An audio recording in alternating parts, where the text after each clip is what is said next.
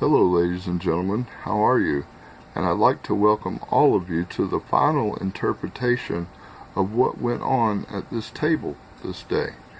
We all know about Leonardo da Vinci's beautiful painting, The Last Supper, and we've all heard all kinds of stories about what was going on around this table and what people believe and what the myths are.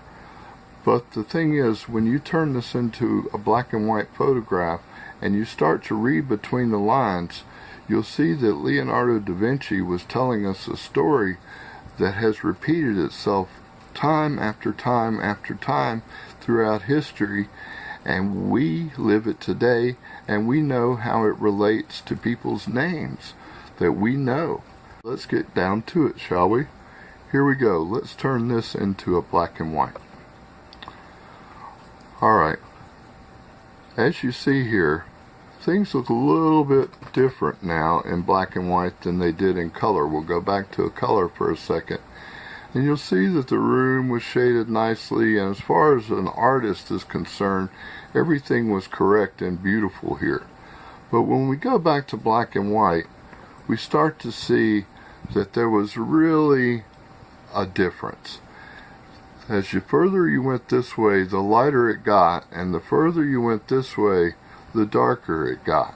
All the way, and all of a sudden you kind of have a white and a black, and you have a left and a right here is what Leonardo is showing us.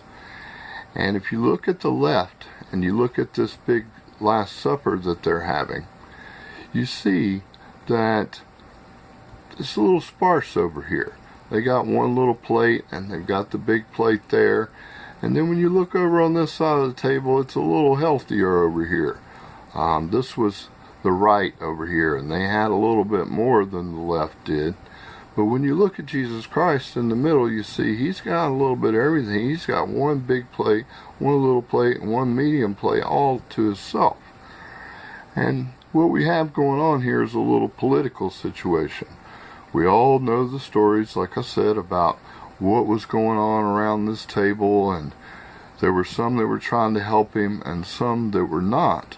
But if you look even closer again, you'll see that Jesus is facing this bunch, because he's got a lot of opposition on this side, and he's kind of facing them, whereas this bunch over here, there's some folks that he's promised to help, and he's got a little bit more trust in them anyway, and you'll see that his back is more turned to this bunch over here, because this one over here, he feels like he really needs to watch out.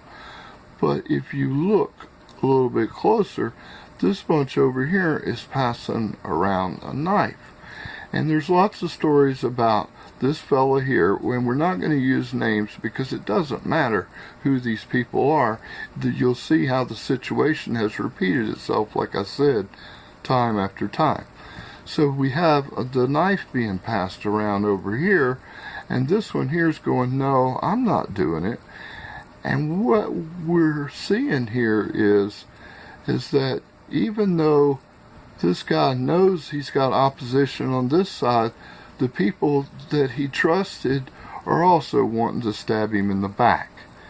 And that's how politics works. We had a great big political situation going on here.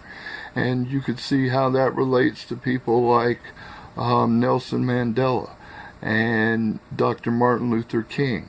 And some may even say JFK. This is a political scene here.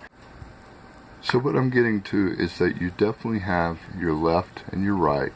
You have your haves and you have your have-nots. And then you have this poor fellow in the middle who's trying to mediate between everyone. And regardless who he helps and who he doesn't, he's going to end up getting stabbed in the back in the end. And you know the stories about greed and envy, and which is the lesser of the two evils. And there again, it's politics. We live it today. So now you know that Leonardo da Vinci's Last Supper was a great big political scene about what was going to happen to this fellow here in the middle, and it has repeated itself time after time again. And I think the moral of the story was that he couldn't trust anybody. The only one friend he may have had at this whole table was this fellow right here with his hands up saying, no, I'm not willing to stab him in the back.